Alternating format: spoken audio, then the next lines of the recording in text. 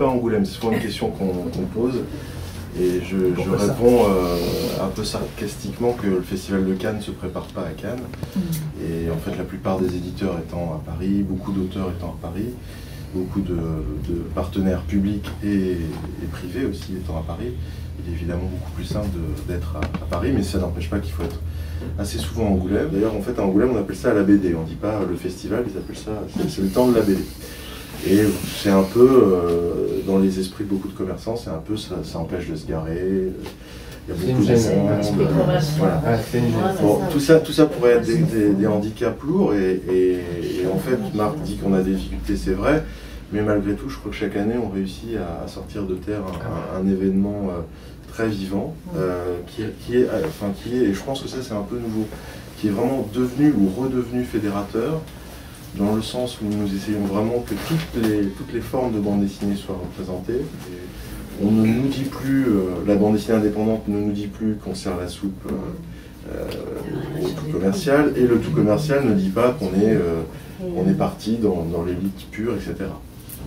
En même temps, il reste des polémiques, mais c'est plutôt sain. Je trouve qu'il y ait des débats, des remous, ça montre que tout ça est vivant. Je suis membre du comité de sélection, comme Marc l'a été. Alors ce comité de sélection, au cas où vous ne connaîtriez pas le fonctionnement, peut-être qu'un jour vous pourrez être appelé à en faire partie, il est composé de 2 journalistes, 2 libraires et 2 membres de l'équipe du festival, dont moi et Céline Bagot qui travaille surtout sur tous les développements internet, etc. Et c'est un comité qui tourne. Cette année, on a par exemple aussi Emmanuel Payen qui travaille à la BPI. Donc on a aussi une bibliothécaire au sein de... L'année dernière. Elle était déjà là l'année dernière. Donc on essaie d'avoir des lecteurs comme ça, qui sont des professionnels de la chaîne du livre. Le comité de sélection se réunit plusieurs fois dans l'année et on fait un vrai travail d'écrémage. Et on arrive, et c'est assez douloureux en fait, c'est pas un travail très agréable en fait, contrairement à ce qu'on pourrait croire, parce qu'on aimerait forcément qu'il y ait beaucoup plus de livres que ce qu'il y a à la fin. Et chaque membre du comité de sélection a une liste qui n'est jamais la même que personnelle, une liste personnelle qui n'est jamais la même évidemment que celle qui ressort. Je rappelle que le premier livre primé à Angoulême a été La balade de la mer salée. L'impulsion de départ, c'est vraiment de défendre les auteurs. Donc il y a une vraie politique d'auteur qui s'est développée à Angoulême. Et ça paraît peut-être normal aujourd'hui, mais c'était assez courageux à l'époque, puisque ce qui était mis en avant partout, c'était les personnages, évidemment, les héros de bande dessinée. Et finalement, les auteurs étaient plutôt en retrait. Et ce qu'Angoulême a défendu, aussi bien à travers ses palmarès qu'aussi avec cette politique des grands prix, qui récompense non pas un album, mais l'ensemble d'une œuvre, c'est vraiment justement de récompenser des œuvres, donc de reconnaître les dessinateurs et les auteurs de bande dessinée comme des vrais artistes qui ont quelque chose à exprimer sur le monde. La fonction que j'occupe au festival, qui est directeur artistique, c'est-à-dire programmateur du festival, c'est moi qui décide des expositions, des spectacles, des rencontres et des invitations à des auteurs étrangers. Ça n'existait pas avant. Une des premières choses auxquelles j'ai pensé quand je suis arrivé, c'est qu'à titre personnel, les expositions de bande dessinée m'ennuient. Je ne suis pas très intéressé de voir des planches originales accrochées à un mur, parce qu'elles ne sont pas faites pour ça, elles sont pas faites pour être accrochées à un mur, elles sont faites pour être reproduites et imprimées. On a développé avec différents auteurs et artistes des concepts qui permettent de parler de la bande dessinée, de montrer la bande dessinée d'une autre manière. Il y a par exemple les concerts de dessin qu'on a développés avec Zep et puis le compositeur Areski Belkacem,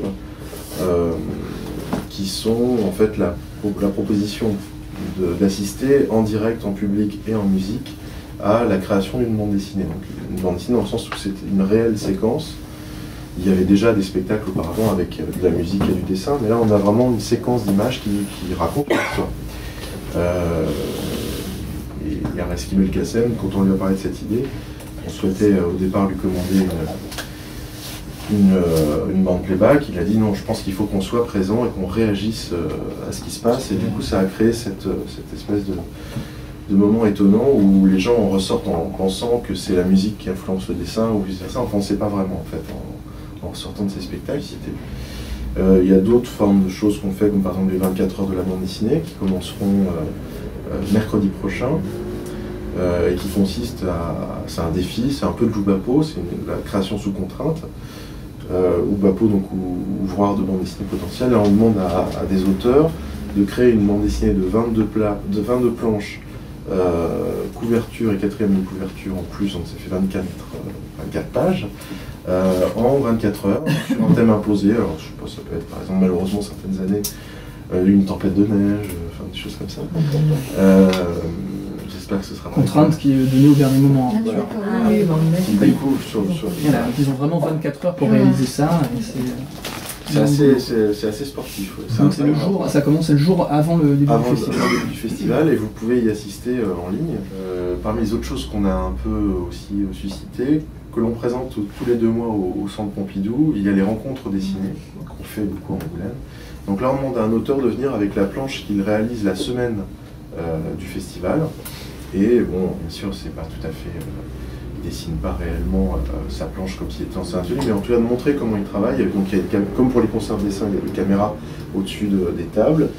Il répond à des questions, il y a une vraie interaction. On le voit avec ses scénarios, avec ses synopsis graphiques, ses storyboards, et puis son crayonné, ou sa tablette graphique, s'il dessine à la tablette graphique, et puis il dessine devant le public en répondant aux questions. Et en fait, le but de toutes ces performances, c'est aussi de rendre ce festival plus vivant, et que les festivaliers aient le sentiment de vivre un moment unique. Une des premières choses sur lesquelles j'ai travaillé au festival, c'était l'exposition Blake et Mortimer à Paris au Musée de l'Homme. On a fait également une grande exposition au Mondial de l'Automobile l'année suivante, puis l'expo ZEP est parti au Jardin d'Acclimatation. Les spectacles, c'est assez nouveau. Le 1er décembre, on a présenté au Théâtre Marigny le concert de dessin. Il y a eu effectivement le concert de... Oui, ça me paraît important parce qu'en fait, on crée quand même des contenus et que même s'ils sont vus par beaucoup de festivaliers, puisque le festival est vraiment un événement très, très fréquenté, c'est quand même dommage que ça ne sorte pas des remparts d'Angoulême. Benoît, est-ce que simplement tu peux nous parler un peu de cette sélection de cette année, comment ça s'est passé Cette année, ça a été vraiment compliqué parce que en fait, je trouve qu'il y a quand même beaucoup de très bons livres cette année.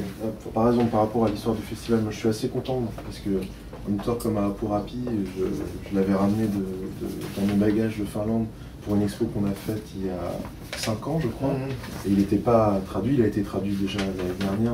J'aime beaucoup ce livre, et c'est un livre que j'avais vu en Finlande à l'époque, qui est dessiné au feutre et tout. Enfin, j'aime beaucoup ça. Je suis content que Villoranta aussi, qui est finlandais, continue à être publié en français, parce que je pense que c'est un très grand artiste aussi. Je suis content de voir des auteurs féminins. Alors on a fait exprès, Nîmes, de la mettre 2 fois, on nous est un peu reproché, pour la mettre en avant, parce que je pense qu'il ne faut pas passer à côté, surtout de celui-là, et que c'est une auteure qui creuse son sillon, qui continue, comme Lucie Durbiano, les autres. Alors ça, je suis content aussi parce que c'est un auteur flamand qu'on a exposé il y a 2 ans, qui n'était pas encore traduit, qui l'est maintenant. Ça aussi, c'est des actions d'Angoulême aussi. C'est dans les expos, par exemple l'expo de Hong Kong. J'espère que des éditeurs vont faire attention à ce qui est présenté, parce que c'est aussi ça, hein, le but de ces expos. Je suis aussi heureux que Dargaud fasse des livres audacieux comme Body World de Dash Shaw. Quai d'Orsay, je pense que là on a un livre très grand public et qui en même temps n'est pas grand public comme on peut l'attendre, qui sort un peu d'un certain standard de l'informatage. L'Astérios Polype se détache quand même à mon sens vraiment très fortement, mais c'est un livre qui est difficile et qui n'est pas plaisant, ni dans la forme, ni dans le sujet qu'il traite, puisque le personnage est antipathique. Voilà, je sais pas comment le jury va se comporter avec ce livre. Moi, je pense, avec cette sélection, en tout cas, qui est très ouverte, vraiment, je pense qu'elle permet vraiment à tout le monde de se dire qu'il y a un livre là-dedans. Si on est curieux de culture en général, je veux dire, si on va au cinéma, les gens qui ne vont pas au cinéma, qui ne lisent pas le livre, qui ne vont pas à des concerts, qui n'ont pas des expositions, je pense qu'on ne peut pas faire grand-chose pour eux, c'est pas grave si... Voilà, c'est pas très grave. Mais tous les gens qui disent qu'ils vont au cinéma, qui lisent des romans ou des essais, et qui disent « Ah, la BD, c'est pas mon truc », je pense qu'en regardant la sélection, là, ils vont trouver forcément pas forcément 10, pas forcément 15, peut-être 3, 4 livres qui... je sais pas, si on s'intéresse à la poésie, l'exilé de Kalevala, par exemple, pour parler de ça, je pense, et même si on est curieux de comment s'est constitué l'État finlandais, qui est une nation tardive, puisque ça date de la fin du 19e, tout ça, enfin, et le Kalevala, c'est vraiment une espèce de poème épique fondateur de la nation finlandaise. Donc, je pense qu'il y a des tas d'accroches. Si on s'intéresse à la politique,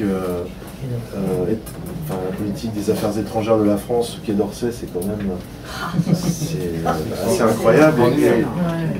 Et je sais par hasard qui est le scénariste, et il était dans le cabinet vraiment de Villepin, donc c'est de la première main, et Villepin ne conteste pas. Merci à vous, parce que moi j'ai découvert la bande dessinée en bibliothèque. Je sais ce que c'est le rôle de bibliothèque.